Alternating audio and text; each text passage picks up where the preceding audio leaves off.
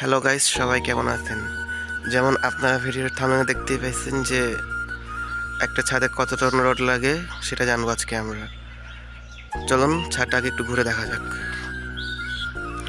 এই ছাদটার আয়তন প্রায় 3600 স্কোয়ার, প্রায় 3600 স্কোয়ার এই ছাদের আয়তনটা। এই বিল্ডিংয়ের ডিজাইনার ছিল একজন আর্কিটেক্ট ডিজাইনার, সম্ভবত একটা আর্কিটেক্ট ডিজাইনার ছিল এই বিল্ডিংয়ের, এক আর্কিটেক্ট ইঞ্জিনিয়ার ডিজাইন করছিল এই বিল্ডিংটা। চলুন এর ব্যানারটা দেখে নিই। এই হচ্ছে এই মূল প্রজেক্টের স্ট্রাকচার ব্যানার। বিল্ডিংটার নাম জামাল টাওয়ার। আর আপনারা দেখতেই পাচ্ছেন engineer, home designer, custom designer by Masud Khan. তো যেমন দেখতে পাচ্ছেন এটা হচ্ছে একজন সিভিল ডিজাইনার বা সিভিল ইঞ্জিনিয়ার যে কিনা এই প্রজেক্টটা ডিজাইন করছে। চলুন এবারে ছাদের উপর যেয়ে দেখা যাক। আমরা এখন এই বিল্ডিংয়ের ভিতরে ঢুকতেছি, এমনকি আমরা উপরে যেতে যেতে এটা জেনে নিই যে এই ছাদটাই মোট কতটুকু রেট লেগেছে। আমাদের ভিডিও থামে তো দেখতেই পাইছেন যে আজকে আর আমাদের ভিডিওর হলো যে এই ছাদটাই কত টন রড লাগছে, এমনকি এত বেশি রড বা কম রড কেন লাগছে। এটা মূলত নিচতলা আর এখানে হবে মার্কেট। এটা পুরোটা হচ্ছে মার্কেট আর এই বিল্ডিংয়ের নাম হচ্ছে জামাল টাওয়ার। ওকে,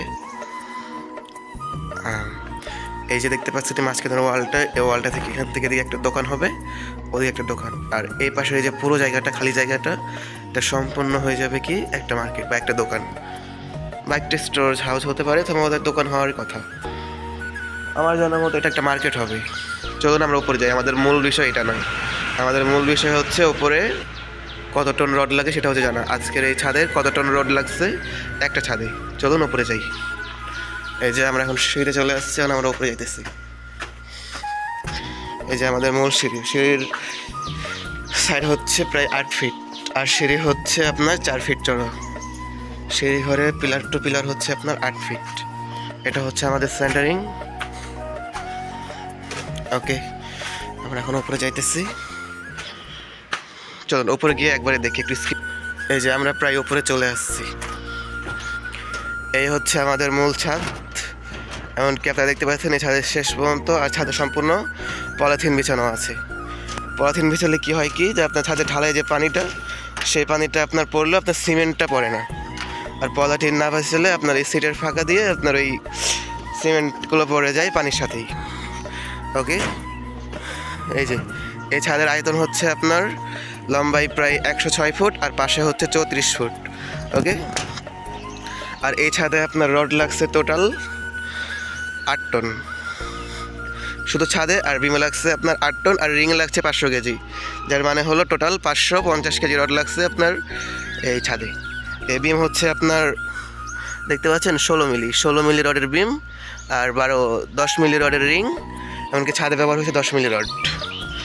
হ্যাঁ, এই ছাদের মূল আয়তন হচ্ছে আপনার 3600 স্কোয়ার আর লম্বাই হচ্ছে আপনার 106 ফুট আর পাশে হচ্ছে 34 ফুট। এই ডিজাইনটা করতে এই ছাদের রড লাগছে আপনার এই 8.5 টন। এই ছাদে আপনার রড লাগছে টোটাল 8.5 টন। ওকে, আমাদের আজকের ভিডিও এতটুকুই। আগামী নেক্সট আপডেটে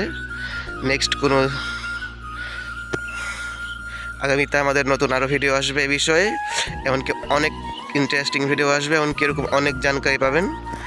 আজকের জন্য এতটুকু, আল্লাহ হাফিজ।